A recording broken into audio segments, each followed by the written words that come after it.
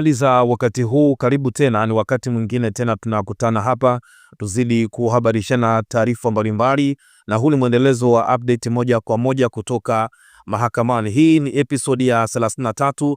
Jana tuliishia sehemu ya 32, kwa hiyo leo tunaendelea sehemu ya 33, na leo ni siku ambapo majaji wanakuja kutoa uamuzi kufuatia pingamizi ambalo Tundu Lissu aliliibua mahakamani baada ya upande wa jamhuri kutaka kuongeza au kuleta ushahidi wa matukio ya Oktoba 29 mwaka jana na kuyaingiza katika kesi hii. Kwa hiyo tulikuwa tunasubiria uamuzi wa Jaji Ndunguru pamoja na wenzake, tuone kama wapo tayari kujadili mambo ya Oktoba 29, mauaji ya Watanganyika ambayo yalitokea, na mpaka sasa tume ambayo imeundwa haijatoa majibu bado, lakini pia tume hiyo imeongezewa muda wa kufanya uchunguzi zaidi, ikiwa mpaka sasa hakuna idadi kamili ya watu waliopoteza maisha. Na kubwa ni kwamba majaji wametoa uamuzi, na moja kwa moja na kusogezea hapa update kutoka mahakamani. Leo kama nilivyokuambia, ikiwa ni siku ya tarehe 24 ya mwezi huu wa pili mwaka 2026, kama kawaida majaji wameingia na mshtakiwa pia ameingia hapa mahakamani, Mheshimiwa Tundu Antipas Lissu. Karani anasoma shauri hapa mahakamani kama kawaida. Anasimama wakili wa jamhuri Lenatus Mkude, anasema yupo pamoja na Ajuae Nasolo Katuga, Sawabu Isa pamoja na Kasbet Miringe. Anasema leo tumekuja kwa ajili ya kupokea ruling na sisi tuko tayari. Jaji Ndunguru anasema mshtakiwa unasemaje? Mheshimiwa Tundu Lissu anajibu na mimi pia niko tayari. Jaji anaanza kusoma hapa uamuzi ambao wao kama majaji wameufikia. Uamuzi huu unatokana na pingamizi ambalo limewekwa na pingamizi la mshtakiwa kutokana na taarifa ya kuongezwa kwa ushahidi. Taarifa hiyo ililetwa tarehe 18 ya mwezi wa pili mwaka 2026 na upande wa mashitaka au jamhuri kwamba unatokana na pingamizi ambalo liliwasilishwa na mshtakiwa. Notisi hiyo ililetwa kwa mujibu wa kifungu cha 308 cha CPA. Mshtakiwa alieleza mahakama kwamba kifungu hicho kinaelezea shahidi ambaye maelezo yake hayakusomwa wakati wa mwenendo kabidhi, na hivyo walichokileta upande wa mashitaka au jamhuri ni kuleta ushahidi mpya. Upande wa mashitaka, upande wa jamhuri walijibu notisi hiyo ipo halali kwa mujibu wa sheria kwa upande wao na imekizi matakwa ya kisheria na ipo kwa mujibu wa sheria. Huo ndio ulikuwa msingi wa hoja za pande zote mbili. Mahakama imeona hoja inayopaswa kuamuliwa ni notisi hiyo ipo kwa mujibu wa sheria.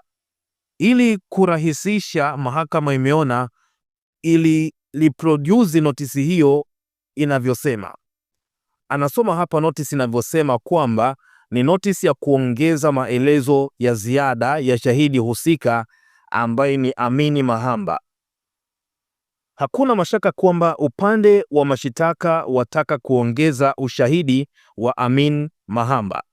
Kwa vile Amini Mahamba ni shahidi na statement yake ilishasomwa wakati wa komito ilishasomwa, notisi inasema ushahidi unaotaka kuletwa ni wakati wa uchaguzi wa tarehe 29 ya mwezi wa 10 mwaka 2025. Anasoma kifungu cha 308 cha CPA kinavyosema. Ukiangalia kifungu hicho kinatoa masharti au mazingira ambayo notisi hiyo ni reasonable au la. Masharti ni kwamba: 1, maelezo yatoke kwa shahidi; 2, uwe ni ule ushahidi ambao haukusomwa wakati wa komito; na 3, uwe ni ushahidi ambao haukusomwa wakati wa proceeding.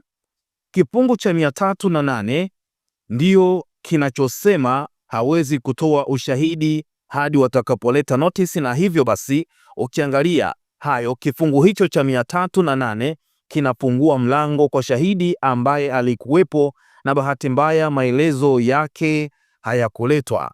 Amini Mahamba maelezo yake yalikuwepo wakati wa komito, anataka kuleta mambo ya uchaguzi ambayo hayakuwepo wakati wa komito. ipo kinyume na kifungu cha 308 cha CPA. Hivyo basi kifungu cha 308 kinaweza kuruhusu notisi hiyo. Tumeona kwamba kifungu hicho hakiruhusu kabisa. Shauri la Remina Omari Abdul tumeona linahusiana na vielelezo vya wakati wa komito. Shauri hilo haliwezi kutibu chochote katika hoja iliyopo hapa mbele yetu. Hiyo notisi ya kuongezwa kwa ushahidi ambayo imeletwa na upande wa mashitaka ya muhuri haitambuliwi na kifungu cha 308 cha CPA. Kimsingi tunasema kwamba fundamentally haiko sahihi, na baada ya kusema hayo basi notisi hiyo ni incompetent, na tiba pekee iliyopo ni kwamba notisi hiyo lazima iwe struck out. Ni hayo tu, kwamba notisi hiyo haijakubaliwa mahakamani, hivyo mapingamizi ya Tundu Lissu yameweza kukubaliwa mahakamani.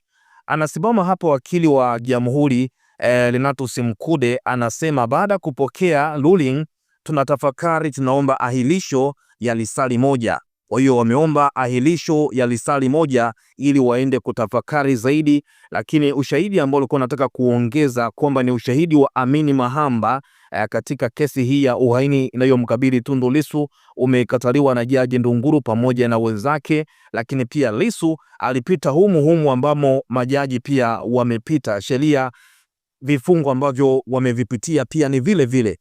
Kwa hiyo Lissu jana alivyokuwa anasema Jamhuri wasimfundishe sheria, alikuwa na maanisha kweli kweli. Kumbuka jana Nasoro Katuga akasema hakuna mtu ambaye anajua sheria, nyie majaji ndio mtakwenda kuamua, na majaji wamekwenda kuamua na mapingamizi ya Tundu Lissu yamekubaliwa hapa mahakamani. Sasa nafikiri leo Katuga atajua vizuri nani ni bingwa wa sheria.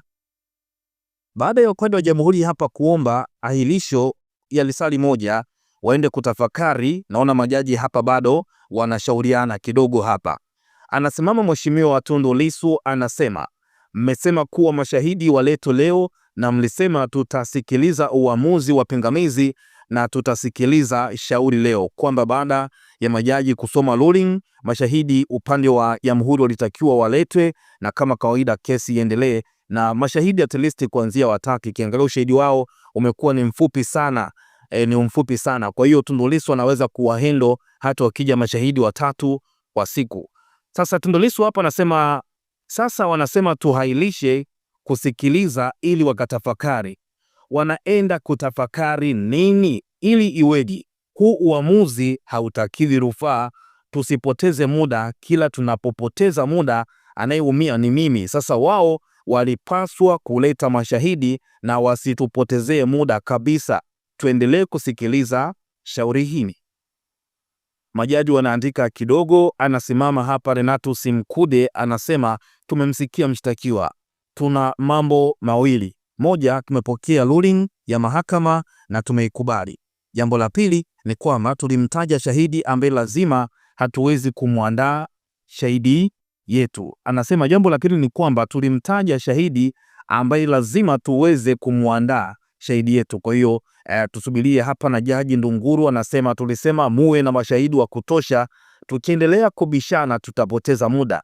Turudi mahakama mida ya saa 5 kamili kuendelea na kesi. Hivyo upande wa Jamhuri unakwenda kujiandaa na kuandaa mashahidi wao, watarudi hapa kwa ajili ya kuendelea na kesi, lakini ushahidi wao wa nyongeza umekataliwa. Moja kwa moja tukutane episodi inayofuatia, na hiki ndicho kitu ambacho kilikuwa kinasubiriwa kwa hamu leo, kujua majaji wanakwenda kuamua nini zidi ya huo ushahidi ambao ulikuwa unataka kuongezwa katika kesi hii. Hii ni episode ya 33, tukutane episode ya 34 kama mashahidi wao watakuwepo, lakini pia wataendelea kutoa ushahidi hapa mahakamani.